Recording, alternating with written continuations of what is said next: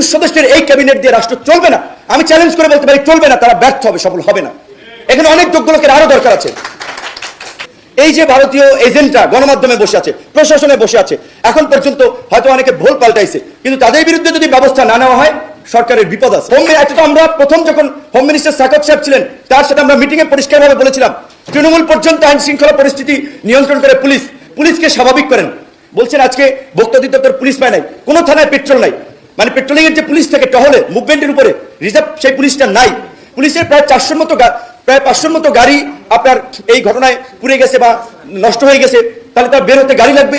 তাহলে পুলিশকে ফাংশন করার জন্য এই পদক্ষেপগুলো নেওয়া হচ্ছে কিনা আমরা তো দৃশ্যমান কিছু দেখতে পাচ্ছি না। যে আজকে অভিযান চালাতে কেন ছাত্রদের উপরে ডিপেন্ড হতে হচ্ছে, আনসারদের ঠেকানোর জন্য কেন ছাত্রদের উপরে ডিপেন্ড করতে হচ্ছে। তো এখন প্রশাসনের মধ্যে এই যে 15 বছরে যাদেরকে প্রমোশন দিয়ে যোগ্যতা না থাকা সত্ত্বেও উঁচু পদে অধিষ্ঠিত করেছে তাদেরকে রিমুভ করতে হবে, সেটা এখন পর্যন্ত সব জায়গায় করা হয় নাই। হ্যাঁ, সময় লাগবে, কিন্তু ফাংশনটা তো করাতে হবে পুলিশকে।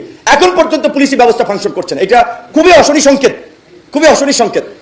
আবার ধরেন আমাদের এই বিপ্লব, কেউ বলছেন বিপ্লব, কেউ বলছেন গণ অভ্যুত্থান, কেউ বলছেন ছাত্র জনতা নাগরিকদের অভ্যুত্থান। তো এখন সেটা নিয়ে আবার যারা একটু বুদ্ধিভিত্তিক লাইনে আছেন, নানান ধরনের ডিবেট আছে, বিতর্ক আছে, কেউ সংবিধান ফেলে দাও, প্রেসিডেন্টকে সরিয়ে দাও, নানান ধরনের একটা কথাবার্তা বলছেন। রাষ্ট্র চালাতে হলে ধীর স্থির বুদ্ধিতে চলতে হবে, এখানে আবেগের জায়গা নেই। বাস্তবতার নিরিখে চিন্তা করতে হবে যে আপনার এই গভর্নমেন্টকে ইন্টারন্যাশনাল কমিউনিটি কিভাবে নিচ্ছে, দেশের আইন আদালত বা রীতিনীতির সাথে কতটুকু কিভাবে সাংঘর্ষিক হচ্ছে, অনেক কিছু মাথায় রেখে কিন্তু পলিসিগুলো নির্ধারণ করতে হবে।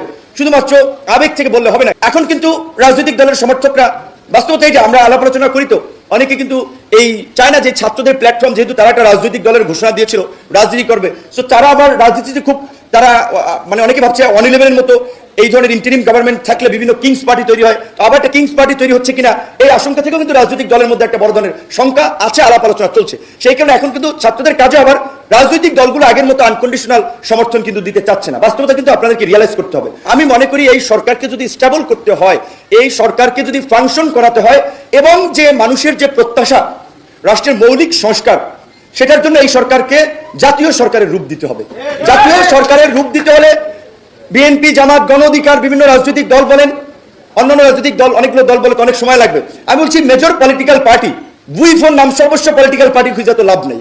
যেগুলোকে মেজর মনে করা হয় যে যাদের অ্যাক্টিভিটিস আছে, যাদের ফাংশন আছে, যাদের গণতান্ত্রিক আন্দোলন সংগ্রামে ভূমিকা আছে, তাদের থেকে প্রতিনিধি নিয়ে, এটা 21 আছে, এটাকে 31 করা যেতে পারে, আরো 10 জন নিয়ে এটাকে জাতীয় সরকারের রূপ দিলে তাহলে যদি স্টেবল হয়। নাহলে এই যে রাজনৈতিক দলের সাথে এই যে প্রতিনিধিত্বশীল আপনার অংশের সাথে যে সরকারের একটা সংশয় তৈরি হচ্ছে, এটা কিন্তু সরকারের জন্য ভালো না।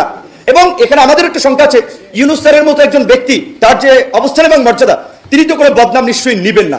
তো যদি দেখে যে রাজনৈতিক প্রেশার তৈরি হচ্ছে ইলেকশনের জন্য, সংস্কার হোক বা না হোক, আমার ধারণা তিনি তার এই বদনাম নিবেন না, তিনি অতি দ্রুত সময়ের মধ্যে একটা ইলেকশন দিয়ে দিতে পারেন। আজকে এক ভাই বলেছেন ইসলামী আন্দোলনের যে 2বারের বেশি প্রধানমন্ত্রী থাকতে পারবে না, এটা কিন্তু আমরা ওই 31 দফায় আমরা দিয়েছি। এমনকি আমাদের দল ঘোষণা হয়েছে 21 সালে, আমাদের দলের গঠন এই ঘোষণাপত্রে আমরা কর্মসূচিতে বলে দিচ্ছি যে একই সাথে একই ব্যক্তি দলীয় প্রধান এবং সরকার প্রধান থাকবে না, একই ব্যক্তি 2বারের বেশি প্রধানমন্ত্রী থাকবে না। এরকম বেশ কিছু রিফর্ম আমরাও দিয়েছি। তারপর সমন্বিতভাবে কিন্তু রাজনৈতিক দলগুলো আমরা 31 দফা কর্মসূচিটা দিয়েছি। এই যে পতিত স্বৈরাচার, তাদের হাতে লক্ষ লক্ষ কোটি টাকা রয়েছে, টাকা দিয়ে এই টাকা দেশকে অস্থিতিশীল করার কাজে ব্যবহার করবে। আর তাদেরকে ফুয়েল দেওয়ার জন্য আছে আমাদের প্রতিবেশী দেশ ভারতের তো ওপেন সিক্রেট।